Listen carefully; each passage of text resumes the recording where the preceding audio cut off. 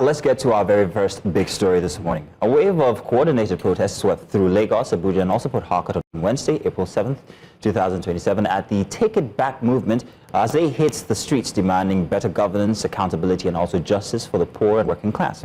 Our protesters wielded placards, chanted against oppression and rising economic hardship, but their movement was met with force. In Abuja, police used tear gas and water cannons to disperse the demonstrators. In Port Harcourt, similar tactics were deployed near the government house, and arrests were also reported in both cities, but with protest leaders alleging targeted crackdowns. Now, the protests were part of a larger grassroots campaign mobilized in response to rising poverty and what the organizers call state betrayal of the people's trust. Now, let's take a look at the unfolding events through the special package put together by News Central correspondents. We are fighting for our rights. They are got tear gas. You people see what Nigerian police... Demonstrators have been dispersed. Well, a bit of a problem with that, but we'll bring that later. That's Sagir Ibrahim, our News Central correspondent.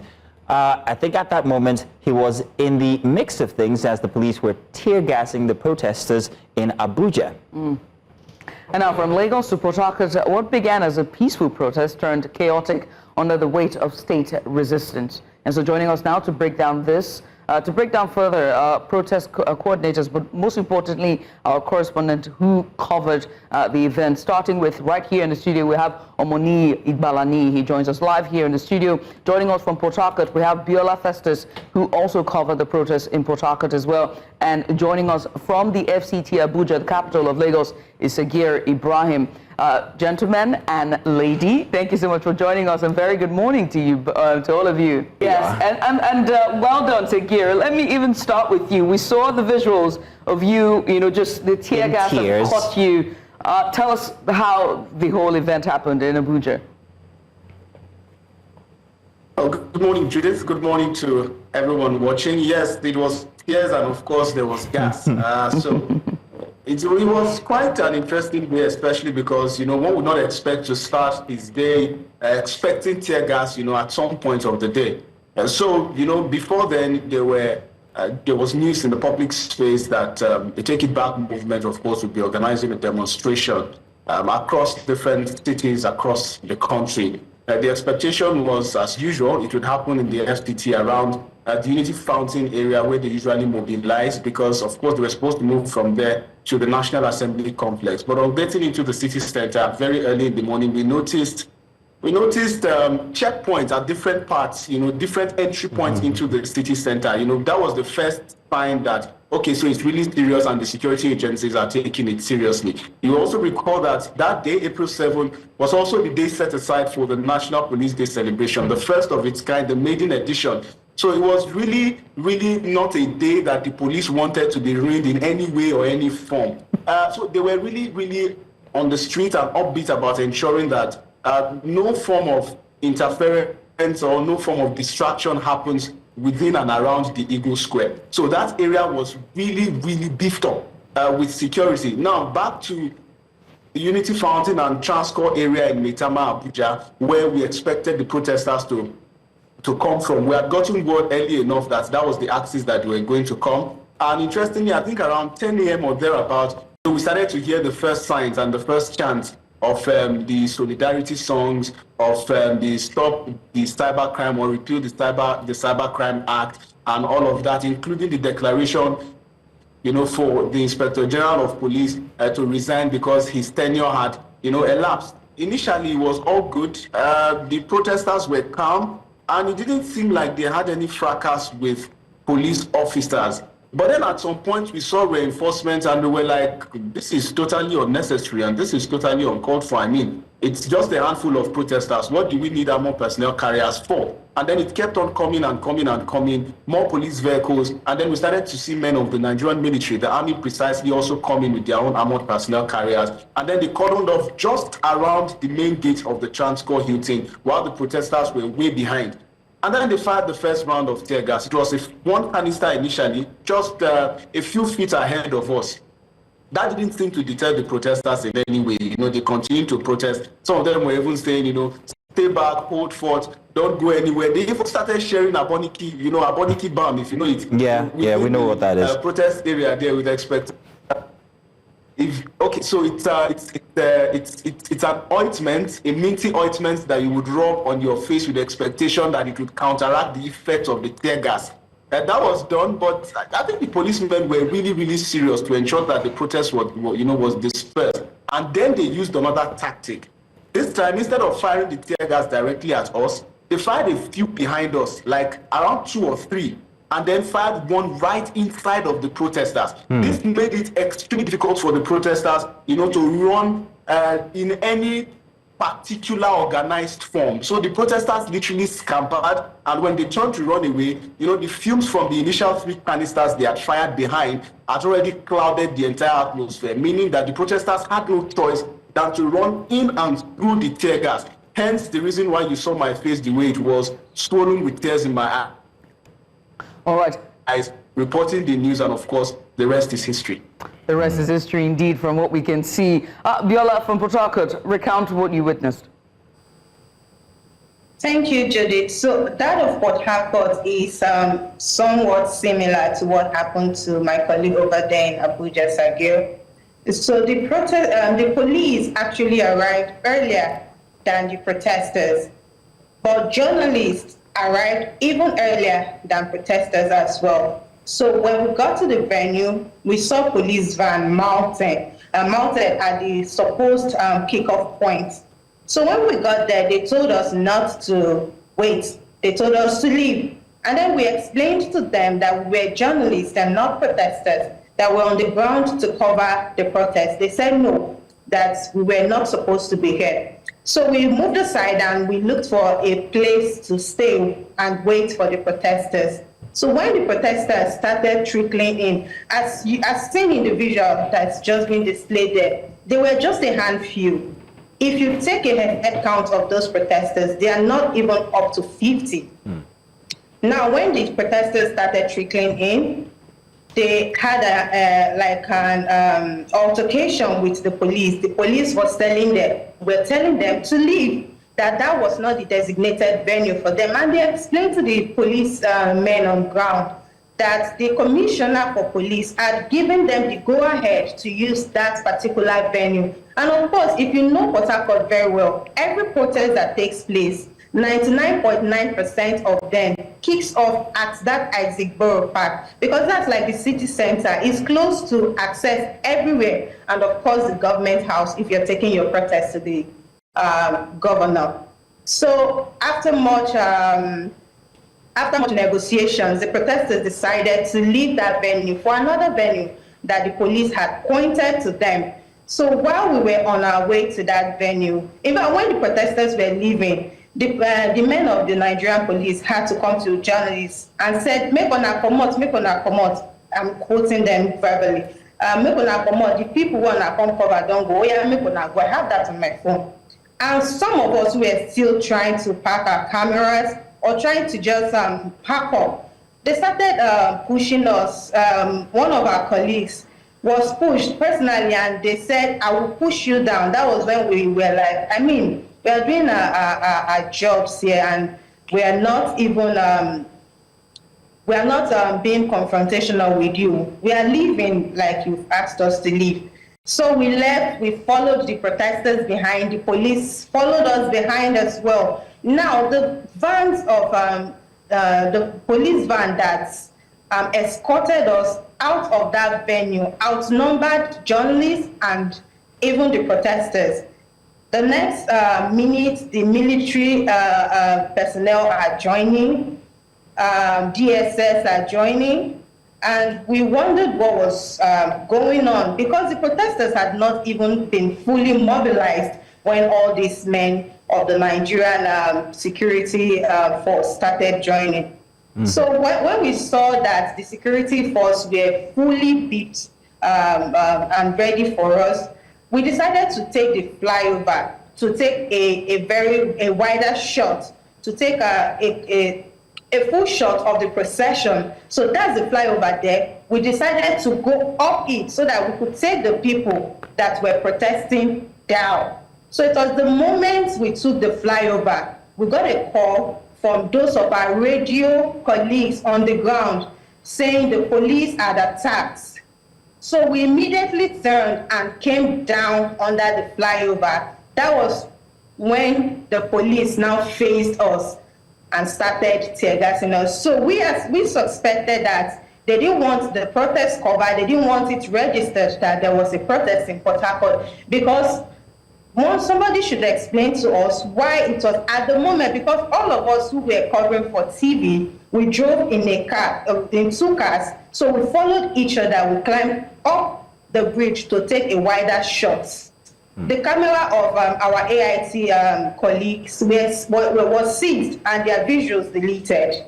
So it was more or less a target at the journalists, barring us from covering this protest. So when we came down to see what was going on, to even cover what we could, they now faced us. Now, there are some videos that you see the officers firing those canisters directly at journalists. Now, when we began to run for safety, they still followed us. There was a close-by restaurant we went to. The gate men and the people outside were saying, they are coming, then they come, run, enter our shop. We ran into those shops. After some minutes, same people that helped us hide came and say, I beg, make una come leave, because they are patrolling around here. We don't know what they may do to us. So it was very clear that journalists were the target there. Okay. But after at the end of the day, we had to report to their PPRO and of course the commissioner. All right, then, over Biola. to you, Jude.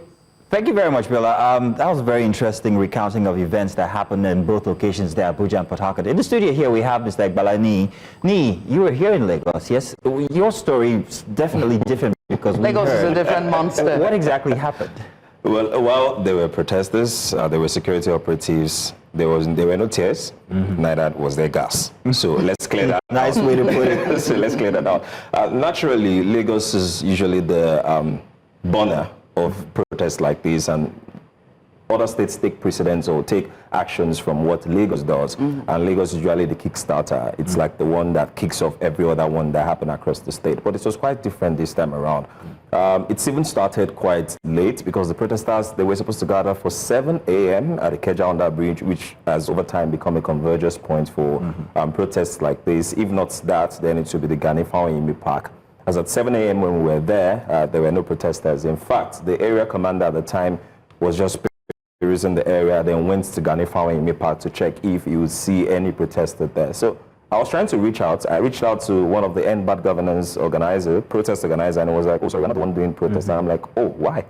I thought the End Bad Governance protest. Yeah, I thought they were the same one. They said, no, that is the Take It Back movement. And it's good to state it on record that the End Bad Governance protest that happened back in 2024, it was a combination of the Take It Back movement and the End Bad Governance movement. But this particular one is just the Take It Back movement. So I also reached out to one of their contacts I think I still had, and they said, oh, we're coming. And that was around past 8. As at 9, they started trickling in. You could see one of their national coordinator also on the ground.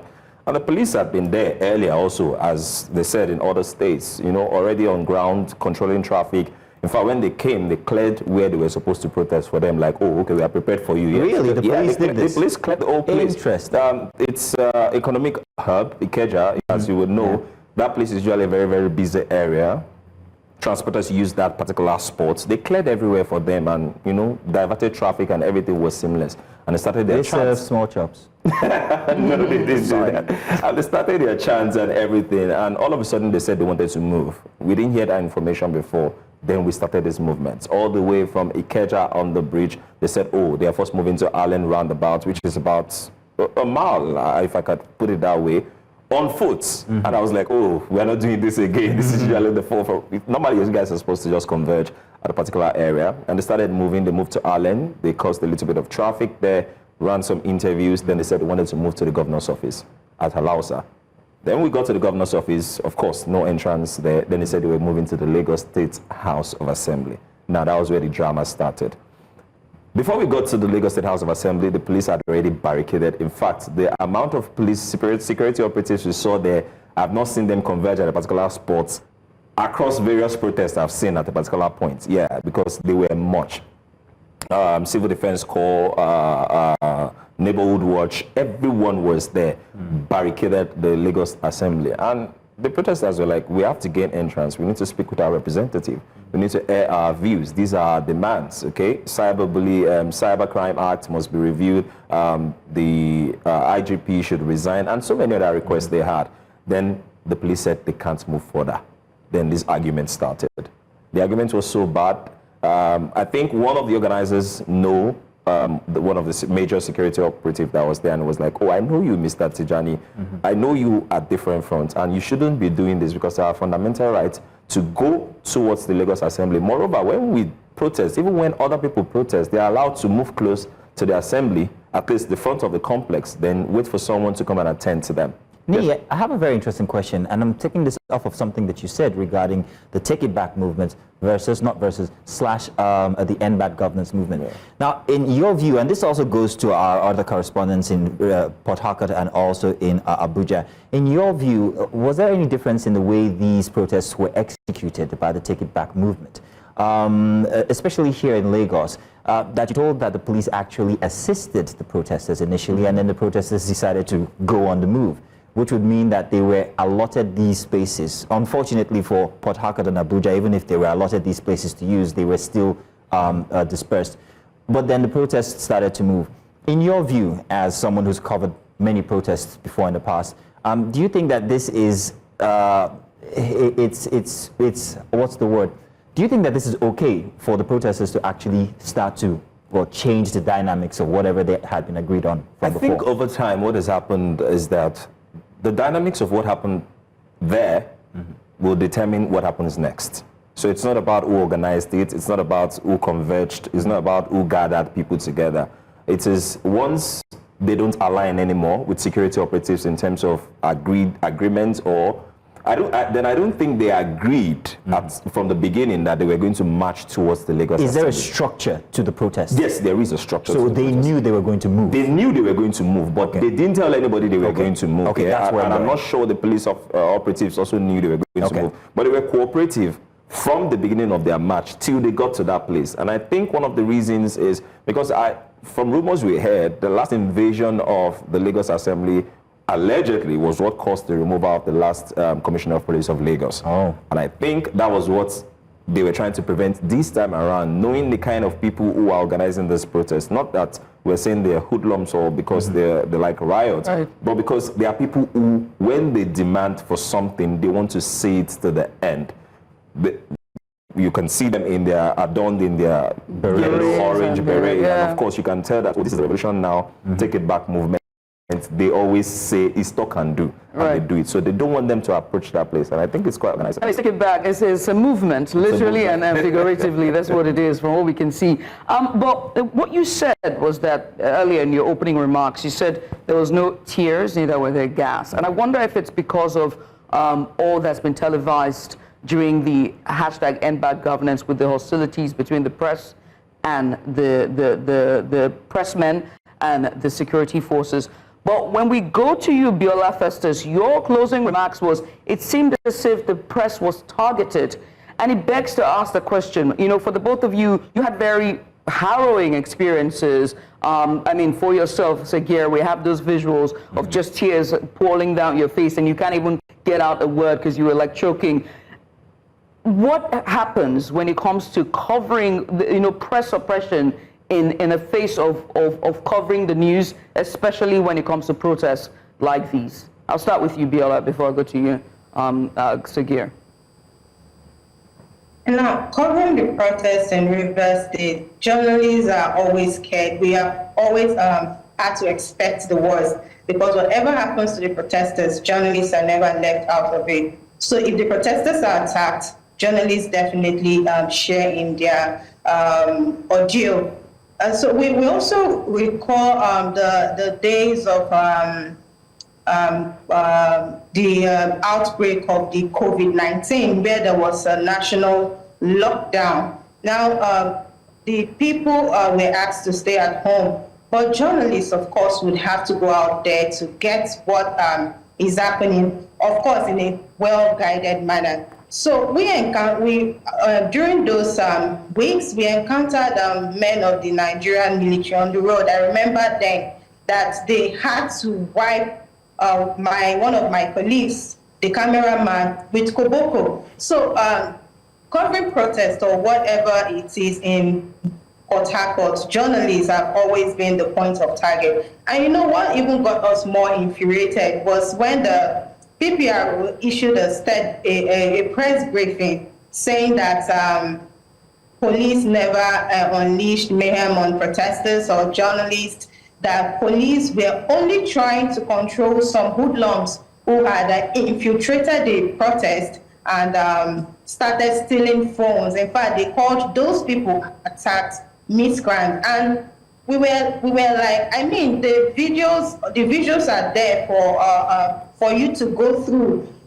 The police PPRO withdrew that statement and released another one that the videos we were circulating were old videos. That was when I think the Nigerian Union of Journalists had to write to the police commissioner. And just yesterday, the police commissioner came to the Council of the Nigerian Union of Journalists in Rivers State and personally apologized for the behavior of his men. And of course, he said the DPO that led that squad had been removed because of our outcry. So I just hope, because this has been happening, that's not the first time the police would come to us and apologize from one commissioner to the other. They keep doing that. But the act has not been abated. It hasn't stopped. I don't know if there is a break in communication between the authorities and those in the field. So that really needs to be paid close attention to. Because if your head, your commissioner, is coming to appeal to the journalists for your actions, then why has this action or have these actions not stopped over the years?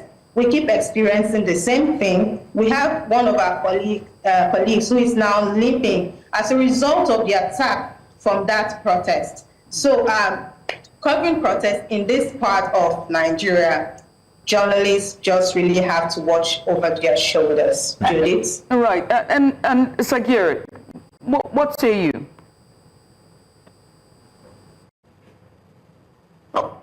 Well, it's a similar situation, Judith. I must say thank you very much for this question, because it's important to put it out there that as a journalist covering a protest, the dynamics is quite different for you. This is because you have to think ahead of the protesters and ahead of the security agents, because it can go bad for you both ways. So you can have the protesters attack you, and you can also have the police attack you. Anything can happen when covering a protest as a journalist. And this is the reason why you need to think 2 steps ahead, literally. Now, for example, the protesters and the police officers, have a fracas and there's some disagreement, and then tear gas canisters are flying all around and rubber bullets are also flying all around. This is, of course, it's just an example that I'm giving.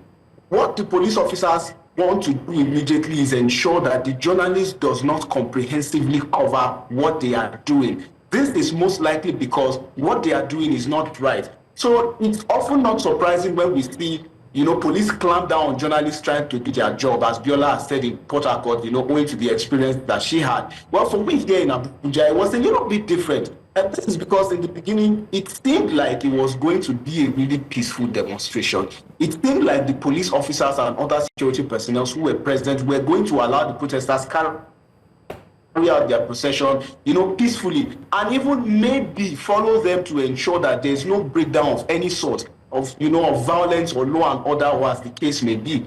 But it was interesting when we saw the way it all changed. And this is also another interesting thing to note, because it's seeming like there's a bigger force at play outside of the protest ground than in the protest ground. Initially, there was a conversation between the protesters and the police officers on the ground. It didn't seem like it was a hostile conversation. It actually seemed like they were understanding each other. Only for us to then notice again that the police officer was saying, hello, where are you guys? Where are you? Are you guys coming? Are you, okay, when you come, we're here. And then in a few minutes, we began to see all of the heavy machinery, equipment, armed police officers, soldiers, and the lights coming in. And in a split second, everything changed. And in my mind, I'm like, oh, wow. I thought you guys were peaceful. I thought we all agreed that this was going to be a peaceful procession. And this brings me back to what I'm saying about the forces outside of the protest ground being bigger. Because not blame a police officer who initially took a standpoint of and then decided to dialogue, as you can see on your screen right now, with the demonstrators. But when it's Oga or somebody at the top or somebody, at a higher position within the rank gives a directive that so and so be done, the police officer who is on the street, who is trying to convince that they are peaceful and they literally are harmless, has little to no choice than to obey the directive that's given to him by the officer in charge or the officer above. And this is where you now see things change, drastically, and people begin to ask and people begin to wonder. It was peaceful. So what warranted this? What caused all of this? But then, when all of that happened, when the tear gas canisters went flying in the air, as expected, the policemen began to clamp down on journalists, just like Biola mentioned. Right. Immediately, they went after my cameraman, in spite of the fact gas, in spite of the fact that there was tears in her eyes. They wanted to seize her camera because they felt that she was covering what she ought not to cover, Sagir, because they were doing Sagir, what they ought not to do. Before you go too far from that, could you please explain to us exactly what it felt like to be tear gassed? Yes, if you just... Oh, I'm hoping you heard me there. Sagir, I was asking, before you go too far from that experience you're just narrating now, could you please explain to us what exactly it felt like to be tear gassed? Harrowing. It's a harrowing experience. It's a nightmare, I must say. I do not wish it on my worst enemy. It's a combination of tears, pain, and I would even say frustration, because in the first place, you ask yourself, oh my God, who's sending message? This is, of course, speaking in Nigeria, speaking English. But then it's a terrible, terrible situation. You lose coherence. You literally lose it, as you can see in the video. So it's terrible. Okay. It's terrible. That's what I would say. Now, based on that, I'm going to come back to the studio here with Nee here with us. Nee, looking at how exactly the mechanism of engagement between the Nigerian police and protesters, let's talk about solutions. Let's talk about perhaps maybe how there might be a system where police can actually police protest situations without having to resort to tear gas or whatever it is. We don't have a riot police type thing in Nigeria. What solutions could you proffer to the Nigerian system that could help in these kinds of instances? Sincerely, listening to Sergey and of course Biola, I can say for a fact, as Sergey has stated, it's bigger than the police. And the external forces are more of the determinants and the variables that push things around. And you would see that once you get to some of these places, there's this cordial relationship between the organizers of the protest and the police. Until an action is taken that they feel is wrong, then, of course, the press becomes the target, and, of course, the protesters become the target. Yeah, it's very interesting that the press now becomes the target after the protest. Yeah, just as Sergey says, because once they know that if this gets out, this is wrong. It's a wrong action. So this must not get out. But initially, there seems to be some coordination, some articulated understanding and they do between their protesters job fine. and police. We must give them that. They do their job fine until that element just comes in. Breakdown. That breakdown. What I won't call is it responsible? breakdown. I won't call it a breakdown, because breakdown would mean that, the people who are on ground are actually flouting rules or, moving against the laws or issues that I don't know if you agree with me. We were here in the beginning. I said, did they have a structure? Did it change along the way? They have the structure, yeah? Referring to that breakdown now, they had the structure. Let me take Lagos, for example. Now, they got to the Lagos Assembly. They wanted to proceed, and they said they should not. They compromised and said, okay, we won't leave here where we are right now. We'll camp there for days until someone attends to us. Now, the police could have as well flared up and say, oh, this was not part of the agreement. You can't even still stay here and react. But they didn't react.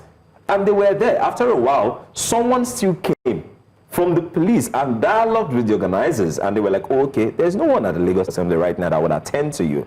I don't think it makes any more sense for you to keep staying here. And they had to come to a compromise and left. In Lagos. In Lagos. Now, if another force was in play here, this would not be the way they would have dispersed those protesters. Will have been different. It will have been almost the same as you have in Abuja and how you have in Rivers. So the issue is not really about the police. The issue is about who is given command at that time. And that's why at this particular protest, a lot of protesters were hammering on the IGP, noting that allegedly, as that word is very important now, that he is not doing enough.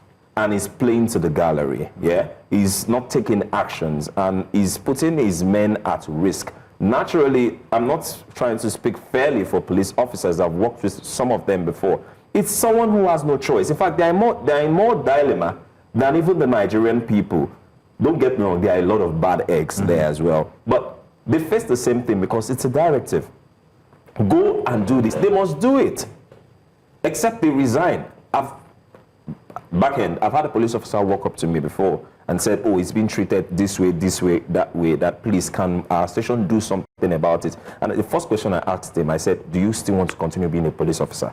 He said, yes. And it's very important because because what you want to fight is an organized system, except you're ready to fight it all through. Because by the time the procession starts, the whole investigation starts, the press will practically be cut off from the investigation, and it's only what they give us. Even to dig will be very, very difficult. And so they are also going through some of these things. So I really feel it's bigger. But one thing that we can do is continue to reorient the police. It is important for them to know. It is important for them to know. We should reorient the police. When I mean we, I mean the body. Okay. We have the Police Service Commission. We have so many bodies that that has to do with ethics and discipline. Wasn't it Police Day on Wednesday, the 7th? I don't know. It was police. It was they had the whole National Police. Lagos, they did? Lagos on the day of the Lagos had theirs before the protest. I think. Yes, I think they had theirs before because we covered a series of activities they actually did.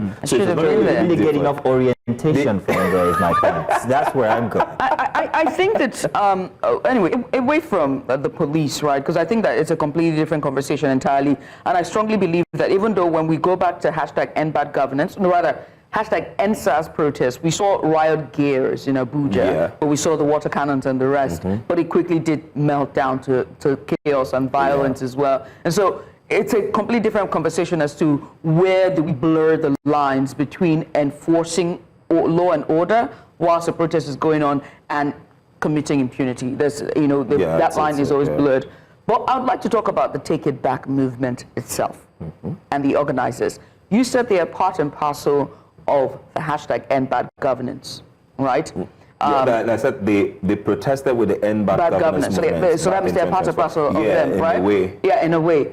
And so, although, what are they calling for this time? Because when we look at the placards, there were issues of suppressing, creativity. I am a TikToker. Just different placards, different from what we saw in Abuja and Port Harcourt. Exactly. And so, what exactly is their end game? Right? Did you speak to them? And also, did you speak to non-protesters who observed them? Did they also speak for them as well? Let me start with you before I go to Segura. Okay, so these particular protests had a form of what the end bad governance protest was in 2024, but a little bit of changes. While bad corruption in governance and so many other things were still the conversation, but they were not the front burner.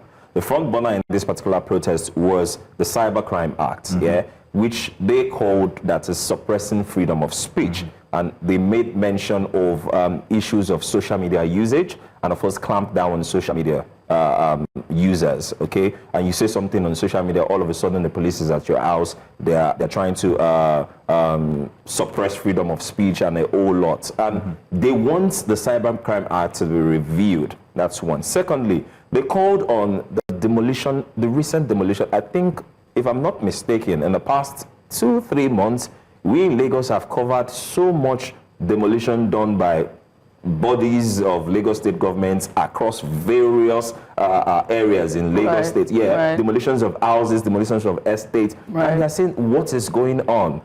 There's housing deficits in Lagos. There are issues in Lagos that has to do with housing. Yet we are still demolishing the ones people are trying to manage. And of course, the Lagos government has come out to say it has reasons for why these demolitions are going on. Now they're asking for that to also be reviewed, and something should be done about it. They are calling for the resignation of allegedly illegal IGP in this case, that he has already passed his tenure. And of course, he should step down so that others, in fact, you could hear basically from Showore, one of the main organizers back in Abuja, mentioning recently that this fight is also for the police. Because if some do not move, others won't grow up to that position. Now, if you're extending tenures of people who are supposed to have finished their tenure, then what happens to the people who are looking up for promotion? What happens to the people who wants to grow within the police system? Now, that's also a challenge. And I think many other, but those were the front burner, and they want something to be done about it, especially the freedom of speech, the suppression on freedom of speech, and of course usage of the social media. They expressed how they plan to ban Twitter at some point. That became a major issue in Nigeria. Ridiculous. I'll tell you that for a fact right off the bat. They ban it on some people's phones, but I use something to get access to it at the time. But of course, there's also there are a group of people that are saying, you know what, I think they also need to regularize it, because it's becoming a menace if you look at the negative impact. But we can't say because of that we should now shut down the whole platform. Let's see what works. Let's regularize. Let's let the government also compromise rather than shut it out or be hunting people because of what they post or because of what they say. But I say in Nigeria, there's freedom. You can't guarantee freedom after expression. Biola and Zagir, let me come to you, but I'll start with you, Biola, as well.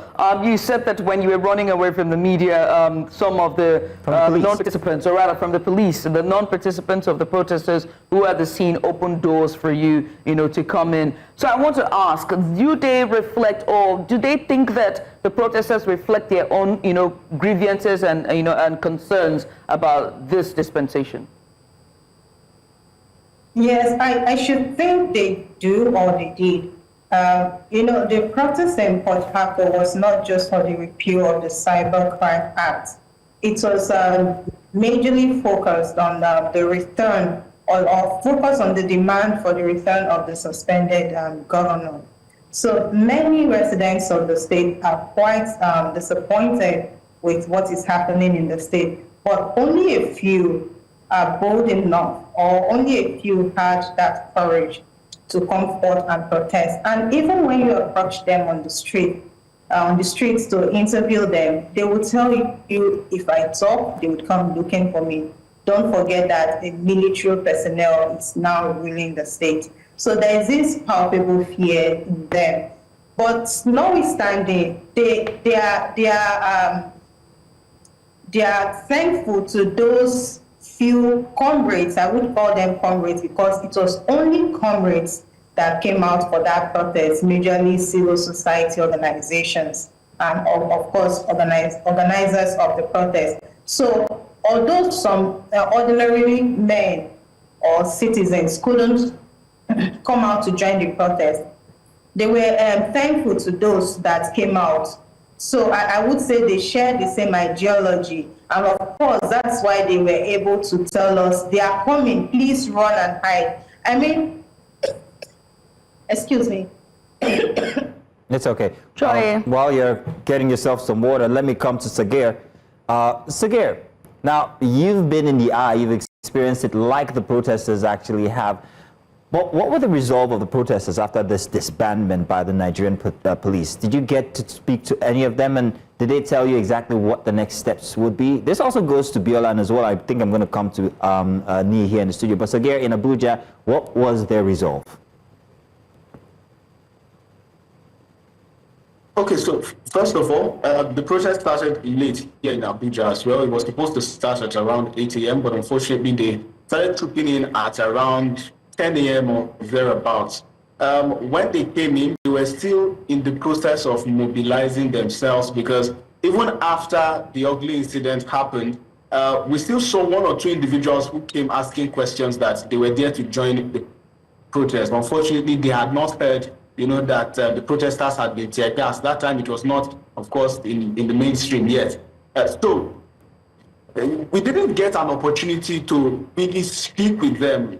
As you know, till date, it's just from Abuja, the statements made by Omoyele, the convener of the Revolution Now movement, that's in the media space and everywhere. Everything on top of that has just been reactions, and more reactions. But other notable figures that were present on the protest ground that they included the Andrew, popular human rights lawyer, including the former Minister of Youth and Sport, Solomon Dalong, who was also there. But unfortunately, we didn't even get to speak with them. Initially, we approached them, but they said, okay, hold off a little bit. let's gather a little bit of momentum, let more persons come in, and then we can give a proper and a comprehensive address. But unfortunately, it didn't even get to that point, and before you knew it, all of the protesters were dispersed. Everybody was camping for safety, looking for, where to get a breath of fresh air as the atmosphere had already been served with tear gas. But unfortunately, what I'm saying at this point is we really didn't get to interact with the protest organizers as comprehensively as we would, in order to get proper information on whether, they are going to be convening at another point at a later time or not. But ever since then, it's still been radio silence from them. We do not know at this point, at least for the organization in Abuja, whether they would want to reschedule and have, a demonstration at another time. But from what we understand, it was supposed to be a one-off thing. They came out in their numbers. They were recognized. They were in the media space and of course across social media. So that in itself is some kind of a win for them. Okay. Let's come back in here, shall we? Yeah, and just finally, before we sort of wrap this conversation, I know Biola was talking about the fact that the protest that happened in Port Harcourt was mostly to reflect, to sort of ask for a repeal of the suspension of the governor and his deputy as well as the emergency rule. And you both did a package. Yes, we saw you. You guys were having a bit too much fun on that report. That was an excuse of a report. I've sent letter to HR.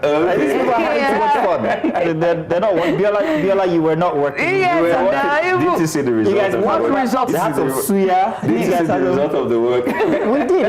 I liked that report. It was actually very interesting. It actually gave you a true-to-life instance of what's happening. Because I've been to Port Harcourt, and I know Port Harcourt nightlife never sleeps. So yes, it was quite curious to find out what has happened since the emergency rule declaration there. Did the people, well, you told us in the report there, but were there any bits that didn't get in there? Any things that maybe because for lack of time that we didn't see inside of that report for Port Harcourt? Not really. The only part of the report, the only part of what happened that didn't get in there was the other side of the bustling places that were just empty. So the streets were empty very early. Okay, if it's not the hot spots, places naturally you will just see people moving around. Not an hot spot, basically, not a fun spot.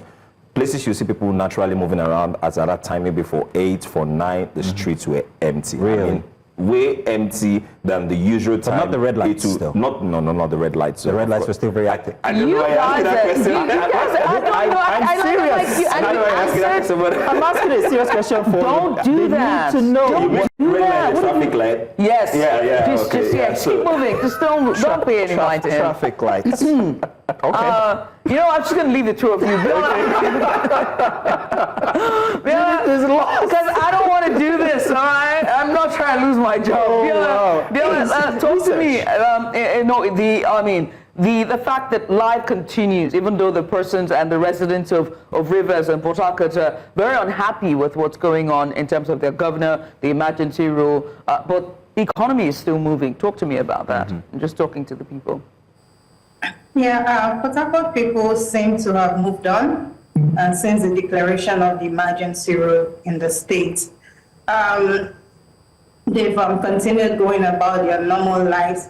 And some persons, especially in the political class, are even shocked about the silence of the people on the political, on the emergency rule in the state. It's worthy to state clearly that the women are the very first to protest.